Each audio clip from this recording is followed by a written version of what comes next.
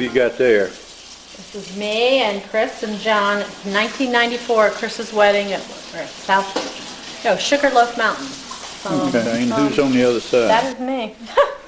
So it's you and your mom at the same time. And I need two other ones to put down here. And I think that was on her wedding day Yep, that's right. in Stephanie 1980. with Mom's hat on. It's her favorite picture in the whole wide world of herself. Remember that one? Before anybody else was born. My mom, my dad, my grandmother, and Aunt Jane and Uncle Denny. Have you heard from Jane? Is she happy? Yeah, I hear from her. Amazing. Yeah, she always sends postcards from Bon Air, and I guess these are all Maine. Stevens. These are Grandpa Stevens' father. Same guy who was a trolley driver. I need to read that article because I forget.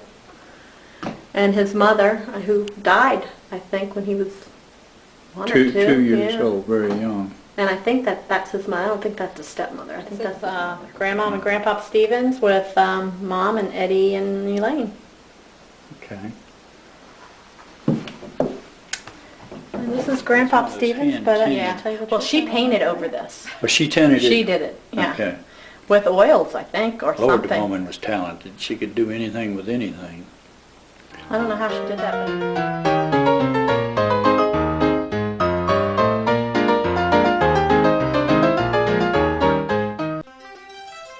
Our story starts with a mystery. As I move along, you'll understand what I mean when I say mystery. To the best of my knowledge and belief, this is Harry Stevens' father. There's no mystery here, so we'll move on a little further. This newspaper clipping gave out a sense of who her grandfather was, and she was comfortable with that. Each of the kids has a copy of this, and I think each of her siblings also. This picture is the mystery. This is the woman that Ida never knew anything about. It appears that when Harry was 2, she died, and nobody seems to have known anything about her.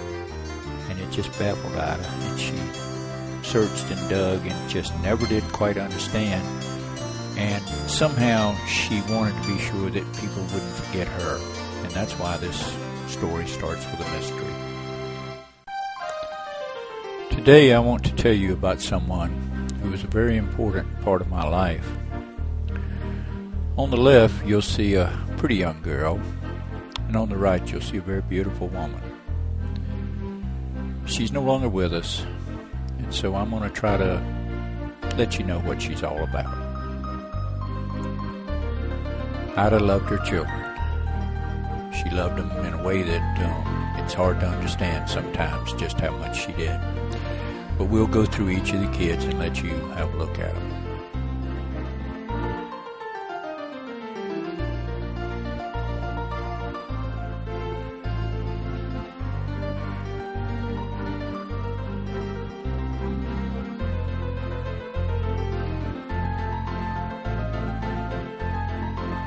Lisa Hildebrandt has 3 kids.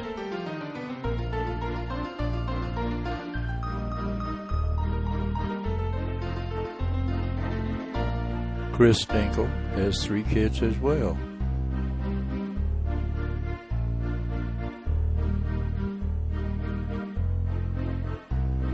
John Dinkle has 2 kids.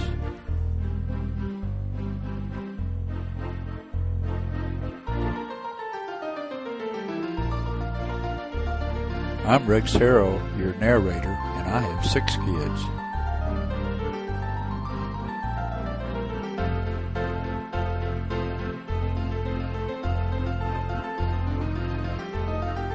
The night this picture was taken, Lisa was sick and couldn't be in it. Now my 2 kids are in here. Ida was so kind to them. They loved her just like they loved their own mother, even though they weren't allowed to say that to their mother. So there's Tricia and there's Steve.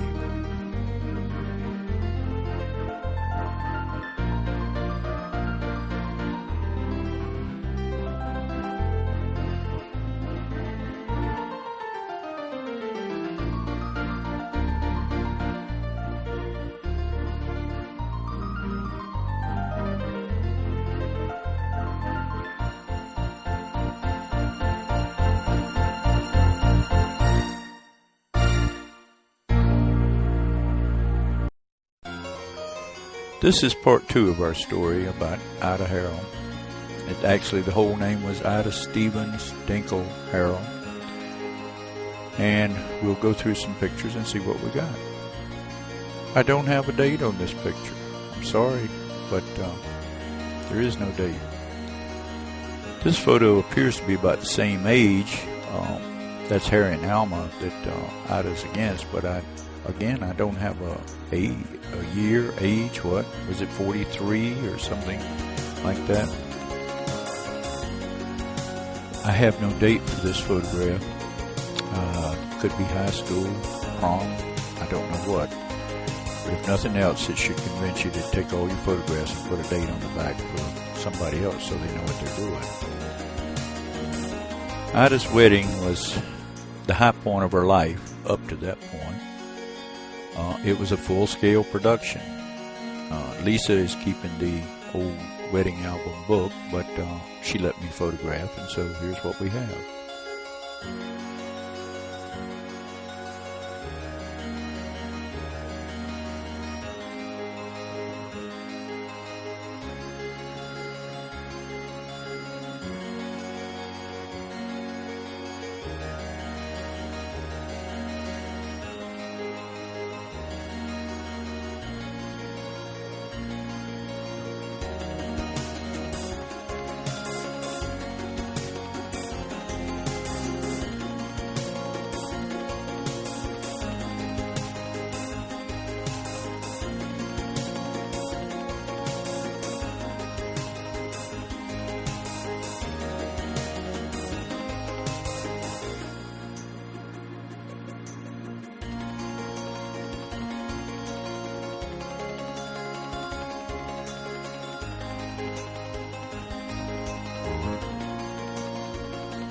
This appears to be the first photograph of Lisa.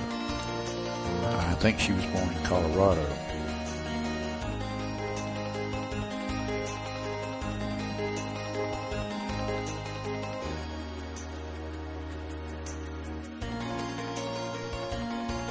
Ida was very proud of graduating from Shepherd University. She almost got a degree from the Maryland Institute of Fine Arts in Baltimore, but was a few credits short. I think Ida was 41 in this photo. Some kind of shower or something when we were getting ready to get married, I believe.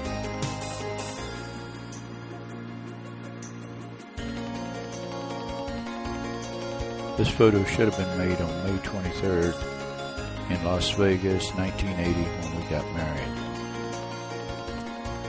After we got married, she loved to go down to a little place in Matthews County, Virginia, which is grown up now and modern, but in those days was about 1,000 miles from the rest of the world. When Ida worked for Sparks Personnel, one of her bonuses was to get to go to the Bahamas to an estate every year, and they had a nice boat there, so everybody enjoyed going boating. Here she's enjoying a cup of coffee. It's early in the morning, and it's in a little cottage we stayed at on the estate. This picture is taken in the field that became the Keedysville house. It was bare when we bought it. In 1985, Ida won us a trip to London, and we hit the ground running. We must have seen every sight there was to see. We were 7 days full speed ahead.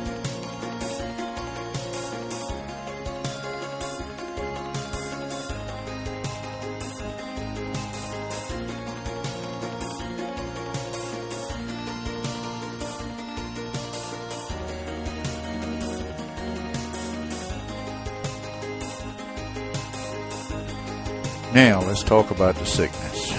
In 1986, we were Christmas shopping at the Martinsburg outlets, which are now gone. Walking across the parking lot, and she grabbed me by the arm and said, "Hold on to me, something's dreadfully wrong." Took her to the doctor that night. She never went back to work again. There's a long, long story. I'll try to write it out sometime, but the culmination was that we ended up going to Nashville to get her treatments, but we also had her in the National Institutes of Health. We had her in Johns Hopkins. We had her every possible place to every possible doctor. and all they could do is offer a little bit of management. That was all. They never offered hope. You'll notice she's holding on to a lamppost. Now, this is after the sickness had progressed fairly well. I will talk more about the sickness later, but for now, let's move on. This, I believe, was in Galveston, Texas.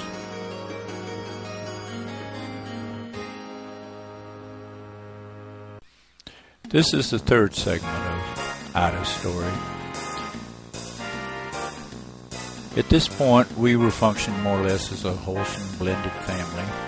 Here, I see Chris, Ida, it's got to be Jennifer, John, Steve, and me. And what can I say? Where is Lisa? She's laying here in the living room at the Keysville house taking a nap.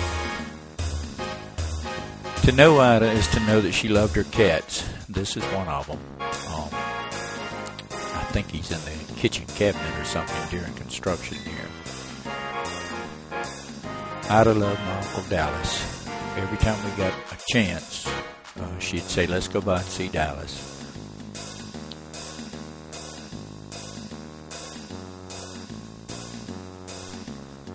I can explain this no more than I can explain her laying down in the woods. I think she was just getting a nap or getting some sunshine.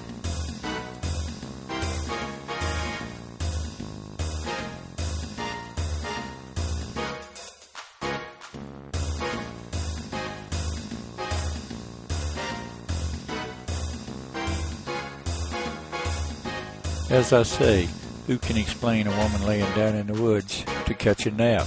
There's no explaining it.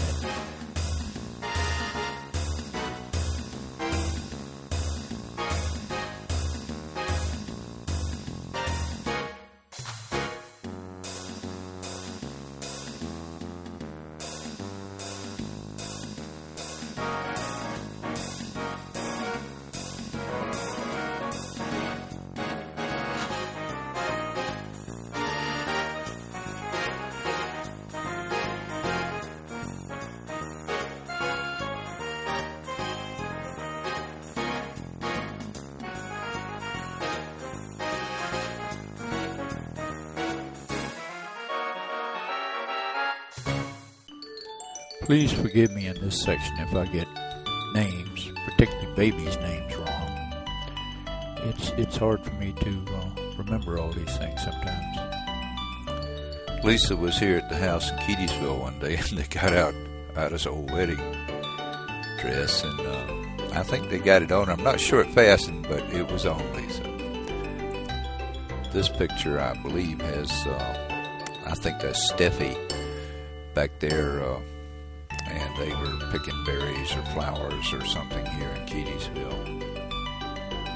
I can't remember where this picture was taken, but the sickness is evident here. It was progressing. There was no, there was just nothing that could be done. This had to be about 88, 87 maybe. We were still working on the house in Keedysville. This is John and Ida. Chris was graduating, and she was a mighty happy woman that day. She went with Jen to Baker Park, I believe, for an Easter egg hunt. You can see that Ida's ill here. This is in Nashville. I had her at Vanderbilt University there. They were working on her, and all the kids, everybody came down to greet their mom. I have some stories to tell about this and New Orleans and such. I don't know if I'll fit them in here or not. Here we have Steph and Jennifer, and we're at a mini golf. We were at a campground in Chesapeake Bay. This is inside the camper, the little travel trailer. Kids love that travel trailer, and Ida loved having them with her.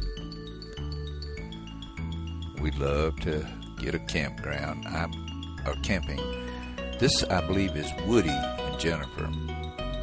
Woody is my nephew, my sister's boy. I think I see Paul and Jane Hildebrandt in this picture, and it was probably at a softball game. Everybody loved to get together and kind of make a little mini picnic out of it. This softball would be where Jennifer was playing. Which baby is this? I don't know at the moment. Somebody will have to tell me later.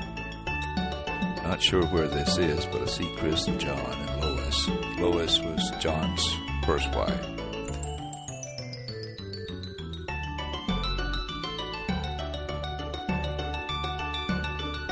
What you'll see in many of these pictures is that someone has to hold Ida up while we're taking the pictures. She just wasn't that steady on her feet by now.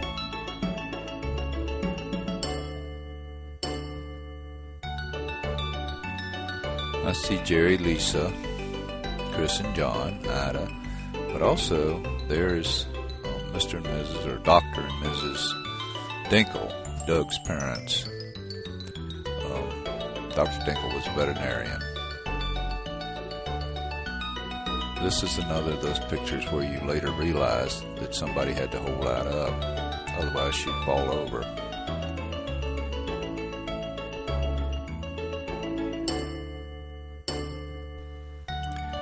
This was Lisa's wedding day. Lisa and Jerry got married up at the tea room at the state park there in Frederick.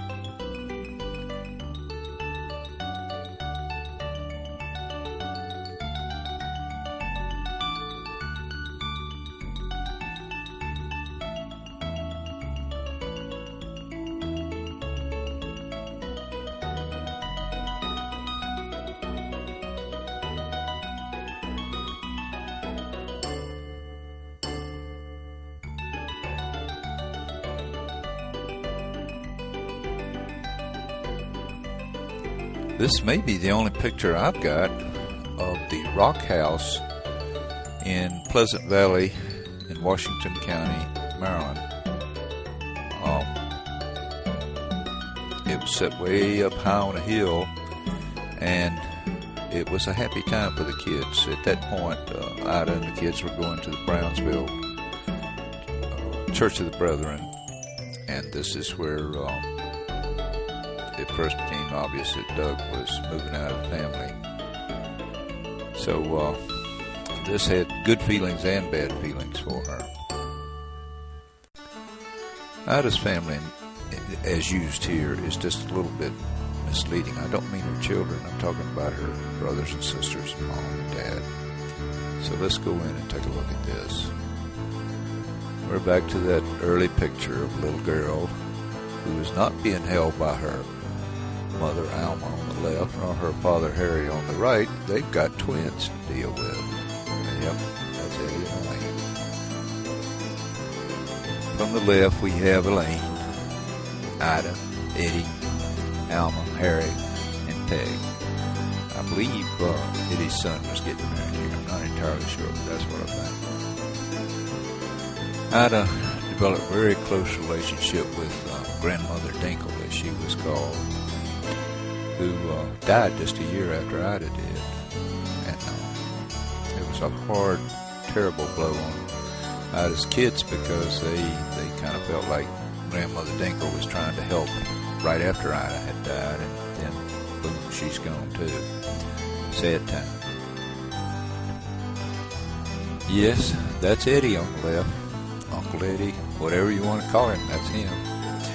Then you have Ida, Elaine, Peggy holding a baby, which must be, I don't think it's Peggy's baby, but I don't know that. And then of course you have Alma. I think this picture gives new meaning to the term supportive, at least by her family. It's pretty obvious they're holding her up there. A lot of pictures I'm not showing. They were just about it failing, going downhill, and they were too sad. But you can see this family loved her. They were supportive in more than one way. I can say that much. It's a tough task to sum up someone's career in just a few words, but that's what I've got to try to do today. First, I want to say, though, that Ida's children came first. The work was secondary. When the kids were little, she used to paint. She painted all year long and then showed her work at the courtyard in Leesburg, Virginia. And she told me she'd sold every painting she ever made. They were snapped up, sold all over the world. She had paintings in Germany and somewhere in Africa and Asia, various places. People would grab them and take them away. Ada was working for Sparks Personnel in about 1982. We suggested she take a year off and see if she'd like to be a full-time artist. Times were bad. People were no longer buying art as investment, and after about a year, it wasn't working out so good, so she went back to work for a company called National Resources, which I have a card a little later on you might want to look at.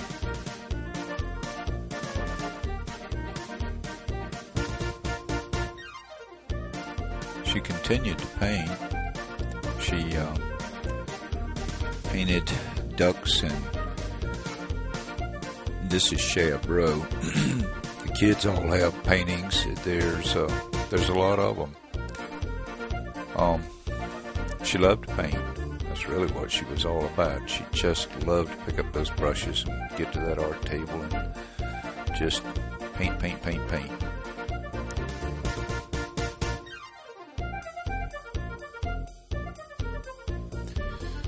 One of the cruel blows from the sickness was that she developed something called micrographia, which meant tiny, tiny writing, and her hands were too stiff to allow her to flow with the brushes, so she gradually had to give up the painting.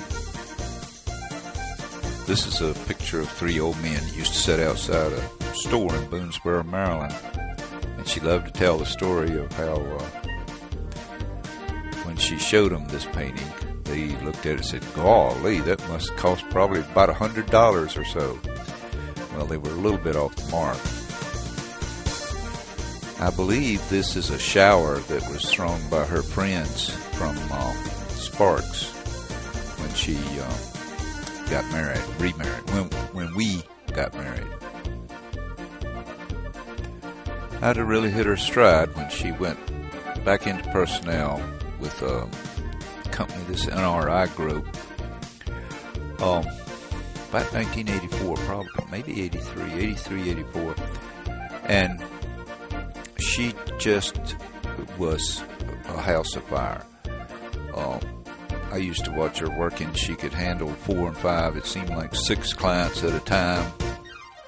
She started making very good money, and she was winning prizes. There's another mention in there, is a trip to London even.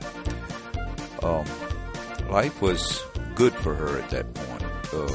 Lots of money, meeting good people. She was really enjoying life, and as you know, the sickness came there in 86, and well, we never went back. There are no pictures to show in this part. You've seen the other pictures, and they show the progression. The sickness came from nowhere. She grabbed my arm one day while we were shopping. Said, something terrible's happening to me. Took her to the doctor. She never again went to work. We started down a path 7.5 years. It's interesting, now I can look back. The doctor said this thing runs 5 to 10 years. That's what I think the doctors at Hopkins said. At NIH, they said 7 to 8 years. And I said, what hope is there? And they said none. They didn't say it to her. They couldn't. I didn't say it to her, but she picked it out of the papers, out of the reports they gave us. She knew she was going to die. And I remember sitting on the sofa and her saying, we can't tell the kids about this. And I said, well, what will I tell them? They'll be watching their mother disappearing right in front of their eyes over a period of years, and I'm supposed to just say, "Oh, she's okay." And we laughed a little bit because she realized how silly that was. And then I remember the day she called him in to talk with him, and it was Blubber City. No two ways about that. And it progressed. We went to Hopkins. We went to the National Institutes of Health. They kept her down there 30 days trying to find some way to help. There's 1,000 stories. I can't tell them all.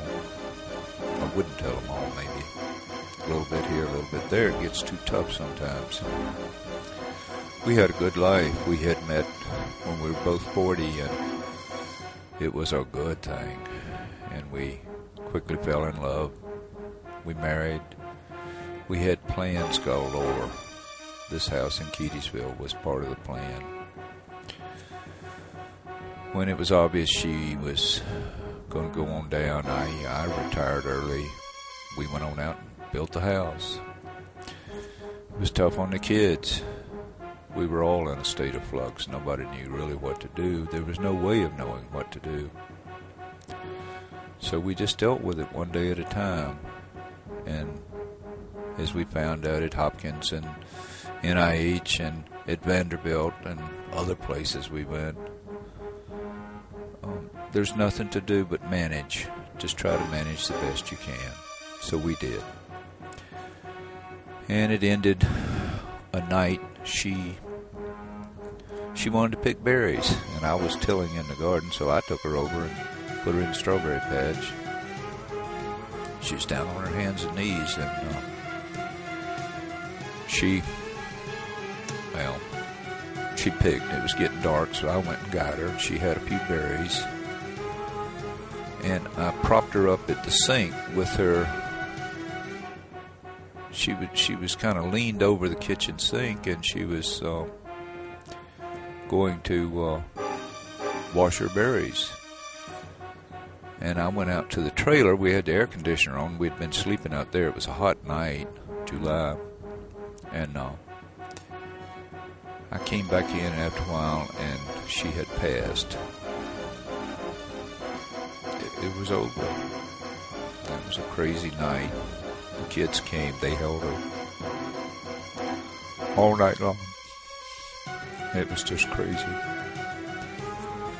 Had 7 years to get ready, and not a bit of us, none of us were ready. We didn't know what to do. So it was all over, and it was 1994.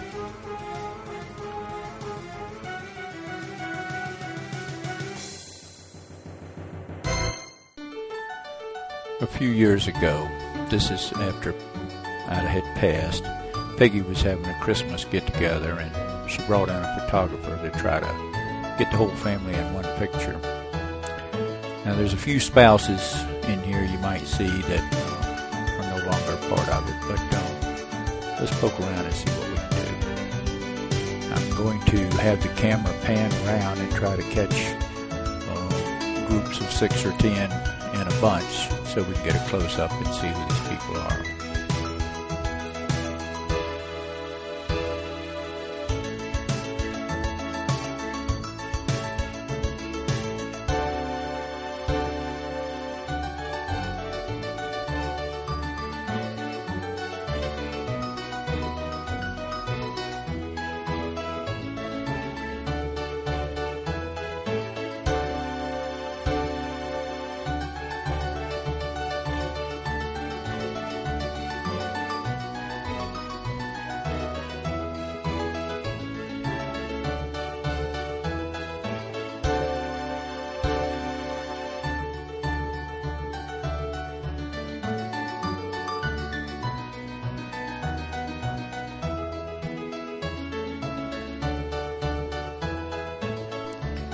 It looks like we found the guilty parties here. Harry and Alma, you started all this. What are you going to do now?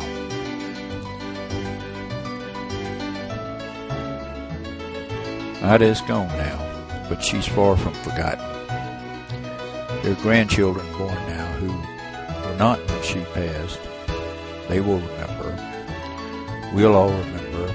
Their children will remember. Ida,